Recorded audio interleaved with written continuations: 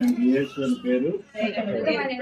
యేసు పుట్టడానికి ఇక్కడ ఇద్దరు వ్యక్తుల యొక్క ఒకటి త్యాగము, రెండవది గౌరవం. ఏంటండి రెండవది గౌరవం. త్యాగం ఎవరు చేశారు? మరియమ్మ త్యాగం చేసింది. ఆమె వివాహం కాకముందే గర్భం ధరించుకోవడానికి ఎంత అవమానమో, ఆమె దేవుని మాటను బట్టి ఎంత త్యాగం చేసిందో చూడండి. అవమానాన్ని లెక్క చేయకుండా, ఏమాత్రం కూడా లెక్క చేయకుండా దేవుని యొక్క మాటలను గౌరవించి ఆమె త్యాగం చేసిందండి. ఆమె త్యాగం చేయకపోతే కార్యం జరుగుతా? జరగలేదు. రెండోది యోసేపు ఏమి చూపించాడు? విధేయత చూపించాడు. దేవుని యొక్క ప్రవక్త కానీ, సాక్షాత్తు దేవుడు కానీ, దేవుడు పంపించిన దూత కానీ దర్శనమందు ఏ మాట చెప్తే ఆ మాట నెరవేర్చాడు.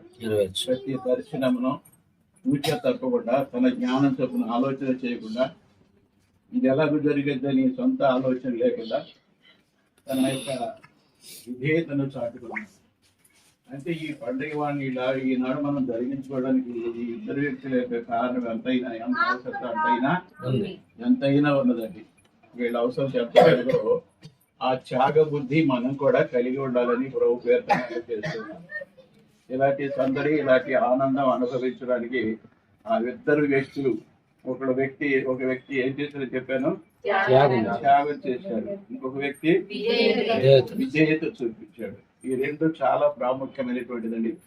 మరి ఈనాడు మనం అంతమంది ఈ యొక్క సంగతులు మనం పాటిస్తున్నాము అనేటువంటి సంగతి గుర్తించాలి అని ప్రభు పేరట నేను మనం చేస్తున్నాను. ఎవరిని బిడ్డలే కానీ ప్రతి ఒక్కరు కూడా, నేను పెద్ద తలాగి రేటింగ్ కానీ, లేకపోతే నాకు అంతా తెలుసు అని నాకు తెలియదా ఏంటి అనేటువంటిది కానీ, పెద్దలను గౌరవించాలి, విధేయత చూపించాలి. పెద్దలకు వ్యతిరేకంగా ఏ పని కూడా మనము చేయకూడదు. అది దేవుని నామానికి అవమానము, అది మనకు కూడా ఆశీర్వాదము కాదు. దేవుని ధిక్కరించేటువంటి విధానం అది, పెద్దలను ధిక్కరించేటువంటి విధానం అది. విధేయత ఏమాత్రం కూడా కనిపించదన్నమాట. ఎవరిష్టం వచ్చినట్టుగా వాళ్ళు ఇది కరెక్ట్ అని, అది కరెక్ట్ అని, ఒక పెద్ద చిన్న అనేటువంటిది ఒక ఆధిక్యత కలిగినటువంటి వారి యొక్క ఆజ్ఞలు మనం పాటించాలనేటువంటి సంగతి ఈనాడు చాలా కరువైపోయింది. హల్లెలూయా.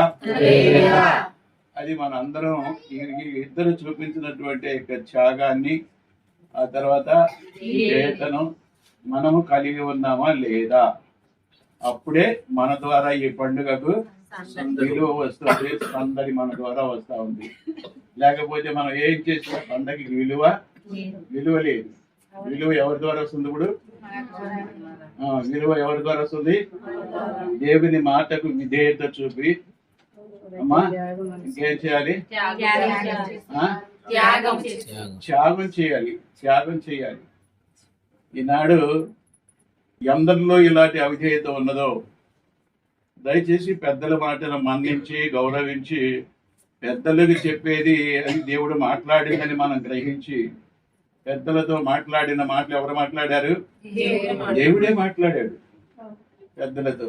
ఇప్పుడు సమూయేలు ప్రవక్త కావడానికి సమూయేలు యొక్క తల్లి కారణం అంటే, ఆమె తల్లి ఎంతో త్యాగం చేసి ఆ కుమారుడి దేవుని సేవకులకు సమర్పించడమే కాదు, అంతమంది ఎంతో త్యాగం చేసింది. ఆ బిడ్డ కొరకు ఎన్నో రకాలుగా ఇశ్రాయేలు ప్రజలను గురించి బోధ చేసింది, తల్లి ప్రాధాన్యత చూపించింది. అలాగే బిడ్డలను మనం గమనించి, మన బిడ్డలైనటువంటి వారికి, లేకపోతే ఇంకా మనకంటే చిన్నవాళ్ళైనటువంటి వారికి, పెద్దవాళ్ళైనటువంటి వారు దిక్సూచిగా ఉండాలి. ఎలా ఉండాలి? దిక్సూచిగా ఉండాలి. వారికి మార్గం చూపించే వారిగా ఉండాలి. మనం మార్గాలను చిందర వందర చేసుకోకూడదు. దయచేసి గమనించండి. మన ఇంట్లోనైనా సరే ఒక అధికారానికి భర్త లేకపోతే భార్య, ఎవరిదో ఒకడు అధికారం కింద పోతే ఆ సంసారం బాగుంటుంది. కానీ నేను మగడిని, లేదు నీకంటే నాకే తెలివితేటలు ఎక్కువ ఉన్నాయి, స్త్రీలను ఎక్కువగా దేవుడు గౌరవించాడు, ప్రథమ స్థానం ఇచ్చాడు. నాకు ఇవి జ్ఞానం ఉంది, నీకంటే కూడాను, నీకు ఏం జ్ఞానం ఉంది అనేటువంటిది స్త్రీల్లో కొంతమందికి దురభిప్రాయం ఉంటుంది. దయచేసి గమనిక చేయండి, నీకు ఇచ్చిన జ్ఞానం దేవుడు ఇచ్చాడని గుర్తించాలి. ఎవరికైనా కూడా దేవుడే ఇచ్చాడు. మరి ఘనత అనేటువంటిది స్త్రీకి శిరస్సు పురుషుడు, ఆ ఘనత పురుషుడికే చెల్లించాలి, కానీ దానికి వ్యతిరేకంగా మనం చేయకూడదు. నేను చెప్పేది కొంచెం మంచి మనసుతో అంగీకరించాలని నేను మనవి చేస్తున్నాను. ఎవరు పడతాడు నా ఇంటిలో నేను యజమాని అంటే ఆ ఇల్లు చాలా శిథిలమైపోద్ది. దయచేసి గమనించండి, ఎక్కడైతే ఏక మనసు ఉంటుందో అక్కడ ఆశీర్వాదం ఉన్నదండి. ఏక మనసు అనేటువంటిది చాలా ప్రాముఖ్యమైనటువంటిది. ఏకభావం అనేటువంటిది చాలా ప్రాముఖ్యమైనటువంటిది. నా మనసుకు నచ్చినట్టుగా నేను, నా ఇంకొకరి మనసు నచ్చినట్టుగా ఇంకొకడు, ఎవరి మనసు నచ్చినట్టుగా వాళ్ళు కాదు, కానీ దేవుని మనం ముఖ్యంగా ముందు పెట్టుకొని సాగాలి. దేవుని ముందు పెట్టుకొని సాగాలి. ఇప్పుడు ఇద్దరు వ్యక్తులను చూపించాను. అలాగే దేవుని యందు విశ్వాసం ఉంచి దేవుని వైపు చూస్తూ ఎవరి పాత్రను వారు పోషించారు కనుక ఈ క్రిస్మస్ గురించి ఆరాధన ఈనాడు మనం ధైర్యంగా జరిపించుకుంటున్నాం. హల్లెలూయా. వాళ్ళు చేసిన త్యాగము, వాళ్ళు చూపిన విధేయత, మరి మన ద్వారా కూడా ఇలాంటి సందర్భాలు ఆనందాలు ఉండాలంటే ఊరికే క్రీస్తు నేడు పుట్టిన గంతులు వేసినందువల్ల దొరకదు. లేకపోతే జై బైలో కృష్ణ మహారాజులు, జై మహారాజులు తెలుసుకుంటే ఆయనకేమి జరగదు. ఆధ్యాత్మికంగా ఎంత దేవునికి విధేయత కలిగి మన నడకలోనో, మన ఆలోచనలోనో, మన నోటి మాటలోనో దేవుడే మనకి ప్రధానంగా ముందుండి నడిపించేటువంటి విధానంలోనే దేవుని నామానికి మహిమ కలుగుతుంది. అరిసినంత మాత్రంలో దేవుని నామానికి మహిమ ఏమాత్రం కూడా కలగదు. అరవడం కాదు కావాల్సింది, హృదయంలో దేవునికి ఏనాటి స్థానం మనం ఇచ్చాము, ఎలాగో దేవుని వెంబడిస్తున్నాం, ఎలాగో గౌరవిస్తున్నాం. ఒక మాట కూడా అంటాడు పరిశుద్ధ గ్రంథంలో, అల్లరికి నేను కర్తను కాను అంటాడు. అల్లరి చేసినందువల్ల ఇది సందడి అనుకోవటం కూడా చాలా పొరపాటు. అల్లరి చేయడానికి ఏమైతే అల్లరి మోకంటారు మనం, అది కూడా సందడేనా? అల్లరి మోకపోవడం మంది అల్లరి చేస్తూ ఉంటారు. అది సందడి ఎలాగవుతుంది? హల్లెలూయా. అల్లరి చేసే సందడి కాదు, మన హృదయం దేవునికి అనుకూలమైనదిగా ఉండి హృదయంలో ఆనందించాలి. శారీరకంగా ఆనందం కాదు, శారీరకంగా ఒప్పించుకోవడం కాదు, శారీరకంగా ఏదో చేయటం కాదు. హృదయపూర్వకంగా మన హృదయము తగ్గించుకోవాలి, దీన స్వభావము కలిగి ఉండాలి. ఆ ఆనందం అనేటువంటిది ఎక్కడి నుంచి రావాలి? హృదయంలో నుంచి ముందు మనం అనుభవిస్తూ ఆ ఆనందాన్ని, ఇట్టి ఆనందాన్ని ఇతరులకు మనం చూపించాలి. ఇతరులకు మనము చూపించాలి. మన ఘనత మనం కోరుకోవడం కాదు. ఎప్పటికైనా కూడా మనం దేవుని కనపరచాలి, కానీ నేను నేను అనేటువంటిది దీని పక్కన నేను కనపరుచుకుంటాను, నేను నేను నేను అనేటువంటి దాన్ని పక్కన పెట్టాల్సిందేనండి. పక్కన పెట్టుకోకుండా అబ్రహాము తన తమ్ముడి కుమారుడైనటువంటి లోతుని ఎమట పెట్టి తిరిగాడు కొంతకాలం. అప్పుడు అబ్రహాములకు ఆశీర్వాదం దొరకలేదు. ఎప్పుడైతే దేవుని మాటనికి అనుసరించి ఆ లోతుని విడిచిపెట్టాడో అక్కడి నుంచి ఆశీర్వాదాలు ప్రొజెక్ట్ చేయబడింది. కావాలంటే చూడండి, ఆదికాండంలో 12వ అధ్యాయం నుంచి మనం చూసేయని అదే కనపడుతుంది. 13వ అధ్యాయంలో చాలా క్లియర్గా అవన్నీ కూడా కనపడుతూ ఉంటాయి. మన జ్ఞానం చొప్పున నేను చేసే పని మంచిదే కదా, నా తమ్ముడు కుమారుడే కదా, వాడిని విడిచిపెట్టేంటి అని అనుకున్నాడు. కానీ దేవుడు తీసుకురమన్నాడా?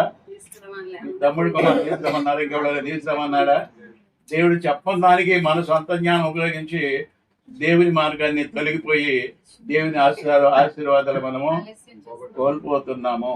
కనుక ఈ పండుగ యొక్క ఆశీర్వాదం, నేను ఈ మాటలు చదువుతుంటుండగా ఇద్దరు వ్యక్తుల యొక్క గుణగణాలు నాకు అంతగానో నచ్చినాయి. ఇద్దరు వ్యక్తులు లేకపోతే, ఇలాంటి స్వభావం లేకపోతే మనకి ఈ పండగ లేదండి. అసలు పండగ లేదండి. క్రీస్తు జనన వృత్తాంతము, ఈ పండుగ, వాళ్ళు చేసినటువంటి త్యాగ నిరతి, విధేయత, ఈ రెండు చాలా ప్రాముఖ్యమైనటువంటి. దేవుని పనిలో త్యాగం కావాలి, అదే రకంగా విధేయత కావాలి. ఈ రెండు ఎవరైతే పరిపాలిస్తారో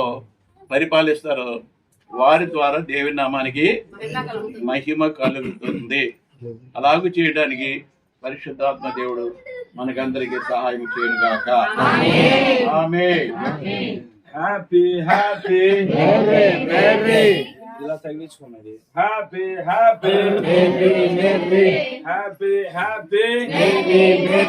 happy happy Christmas happy happy Christmas. ఇట్లా తలకేసుకోకపోయా వారవుతుంటే లేకపోతే నీ పక్కన ఎవరో పట్టుకో.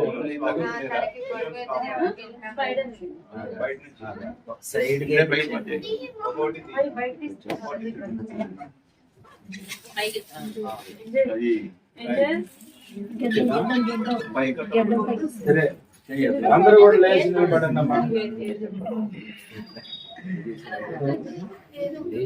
ప్రార్థన చేసుకున్నాం.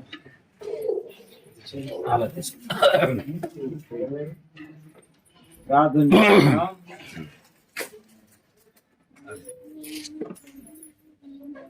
Happy happy happy happy Christmas Merry Christmas. Happy happy Christmas Merry Christmas. Happy happy Merry. జై బోలో క్రీస్తు మహారాజ్ కి జై బోలో క్రీస్తు మహారాజ్ కి రాజుల రాజు కి ప్రభుల ప్రభు కి. ఆయనకి జ్వరం పాటలాగా ఉంది.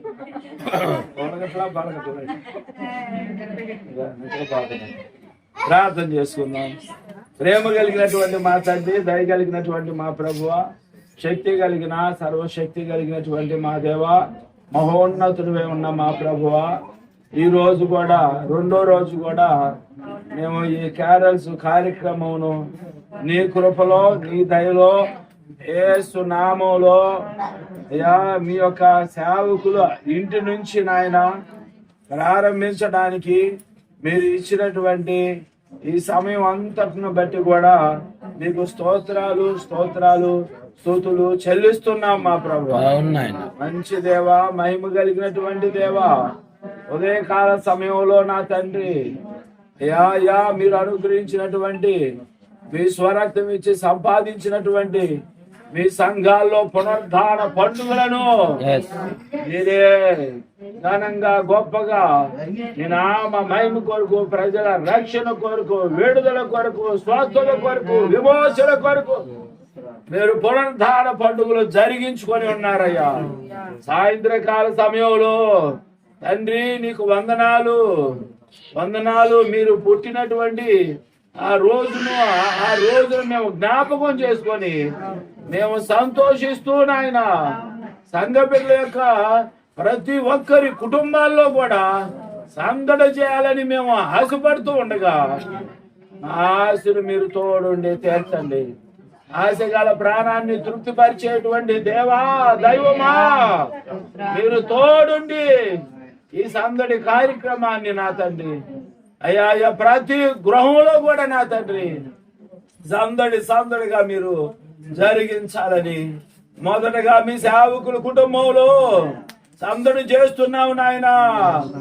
రాజుల రాజు నీవే అని సందడి, ప్రభుల ప్రభు నీవే అని సందడి, రక్షకుడు లోక రక్షకుడు అని నీవే, లోక రక్షకుడు అని సందడి మేము చేస్తూ నిన్ను స్తుతిస్తున్నాం, నిన్ను మేము మహిమపరుస్తున్నాం నాయన.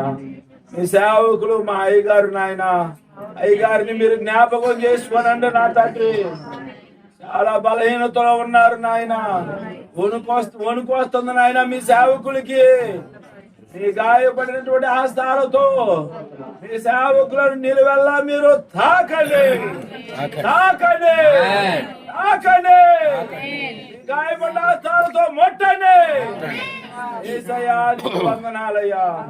మాలో గాని ఇంకెవరిలో గాని ఏ శక్తి లేదు నాయన, మీలో శక్తి నాయన, మీలోనే శక్తి నాయన, మీలోనే సర్వశక్తి ఉంది నా తండ్రి. అయ్యా సర్వశక్తి మంత్రులే ఉన్నా అయ్యా, నీవు నీ చేతులతో మీ సేవకులను నిలువెల్లా తాకి మీరు స్వస్థపరిచి సంపూర్ణ ఆరోగ్యం, సంపూర్ణ ఆయుష్ మీ సేవకులకు మీరు దయచేయండి అయ్యా. మీ కృప కలుగును గాక. మీ కృప కలుగును గాక, మీ కృప నడిపించును గాక, మీ కృప స్వస్థపరచును గాక, మీ కృప సహాయం చేయును గాక, మీ కృప లేడి పిల్లలాగా మీ సేవకులను గంతులేసేలాగా నిన్ను గానపరిచేలాగా చేయును గాక, కృప కలుగును గాక. తండ్రి నిన్ను స్తుతిస్తున్నాం, గానపరుస్తున్నాం. అలాగే పాస్టమ్ గారిని కూడా మీరు జ్ఞాపకం చేసుకొని ఈ సేవకులకి మా ప్రభువా ఎంతో పరిచర్య చేస్తూ ఉన్నారు నాయన. మొదటి నుంచి మీ సేవకుల్ని సంఘపేటలో చూస్తూ ఉన్నారు, అలాగే పాస్టమ్ గారు చూస్తున్నారు. ఆయన కుటుంబం అయినా మేము అందరం కూడా మీ సేవకులను చూస్తున్నాం నాయన. ఎప్పుడు ఎక్కడా నాయన తన పనులు అయ్యా మా ప్రభువా, ఇంకా సంఘానికి సంబంధించిన పనులైనా ఏ పనులైనా మా ప్రభువా ఎవరి చేత చేయించడం మా ప్రభువా ఇష్టపడేవారు కాదు. ఎంత భారమైన, ఎంత దూరమైన, ఎంత కష్టమైనా మీ సేవకులు మా ప్రభువా కష్టపడేవారుగా మా ప్రభు ప్రతి పని చేసేటువంటి వారినిగా మేము మా ప్రభువా చూస్తూ వచ్చావు నా తండ్రి. గొప్ప దేవానికి స్తోత్రాలు అయ్యా. ఇప్పుడు మా ప్రభువా మీ సేవకురాలను కూడా పాస్టమ్ గారిని కూడా మీ సేవకులకు చక్కగా చూసేలాగా, అన్ని చేసేలాగా అయ్యా మీరు నడిపిస్తున్నారు నా తండ్రి. దానికి మీరు మా ప్రభు గొప్ప ప్రతిఫలం దయచేసే దేవుడు నా తండ్రి. మీరు ఇచ్చే ఆనందం, మీరు ఇచ్చేటువంటి ప్రతిఫలం, మీరు ఇచ్చేటువంటి ఆశీర్వాదాలు నాయన ఇంకా ఎక్కడా దొరకవు నా తండ్రి. ఘనమైనవి, గొప్పవు మా ప్రభువా. అలాగే నా తండ్రి నీ సేవకుల యొక్క కుటుంబం అంతటిని కూడా మీరు జ్ఞాపకం చేసుకోనండి నా తండ్రి. పెద్ద కుమార్తె కుటుంబాన్ని జ్ఞాపకం చేసుకో, చిన్న కుమార్తె కుటుంబాన్ని జ్ఞాపకం చేసుకో, వారి సంతానమును జ్ఞాపకం చేసుకో, మానవ సంతానాన్ని జ్ఞాపకం చేసుకో. మీరు జ్ఞాపకం చేసుకుంటేనే ధన్యులు అవుతామయ్యా. మేలు కలుగుతుంది నాయన, మేలు అనుభవిస్తావు నాయన. మీరు జ్ఞాపకం చేసుకోవాలని మీ స్వరక్తం ఇచ్చి సంపాదించిన మీ సంఘాల్లో కూడా మీ సేవకుల కుటుంబాన్ని మీ బలం ఇచ్చి బలపరిచి మీ యొక్క జ్ఞానం కూడా ఇచ్చి పరిశుద్ధాత్మ నింపుదలను కూడా ఇచ్చి బహు బలంగా మీ సేవకుల కుటుంబాన్ని అయ్యా మీ సంఘాల్లో వాడుకొని నామానికి మహిమ తెచ్చుకోమని మేము ప్రార్థన చేస్తున్నాం నాయన. మీ సేవకుల యొక్క కుటుంబం అందరిని కూడా సంతోషంలోకి, సమాధానంలోనికి, సమృద్ధిలోనికి మీరు నడిపించండి. ఏ లోటు కొరత లేకుండా మా ప్రభువా ఎల్లప్పుడు మా ప్రభువా కాపురమై ఉన్న దేవా, గొప్ప కాపురమై ఉన్న దేవా, మంచి కాపురమై ఉన్న దేవా మీరు తోడుండి అన్ని చూసుకోవాలి, సమస్తం చూసుకోవాలి. ఈ సేవకుని కుటుంబానికి, సంఘ బిడ్డల అందరి కుటుంబాలకని నిన్ను వేడుకుంటూ, నిన్ను బ్రతిలాడుకుంటూ దేవుని కుటుంబం మీద కొమ్మరించమని వేడుకుంటూ యేసు పరిశుద్ధ నామములో ప్రార్థిస్తున్నాము తండ్రి. ఆమేన్. Happy happy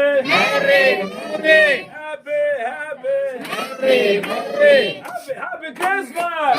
Merry Christmas! Happy Christmas! Merry Christmas! जय बोलो क्रिस्तु महाराज के, राजू के, दावीद कुमारन के, जय बोलो यीशु मसीह के.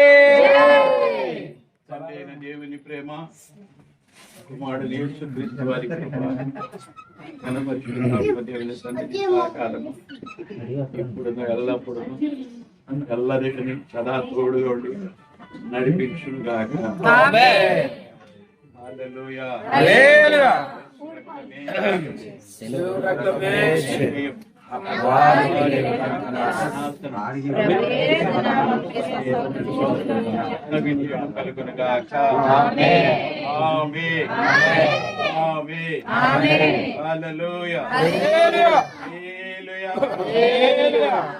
అరే స్టిక్కర్ అంటించారా? స్టార్టింగ్ డోర్ కి స్టిక్కర్ అంటించండి. మా తాత పక్కన ఒకళ్ళు ఉండండి పెద్దోళ్ళు. అరే తరుణం తాత పక్కన ఒకళ్ళు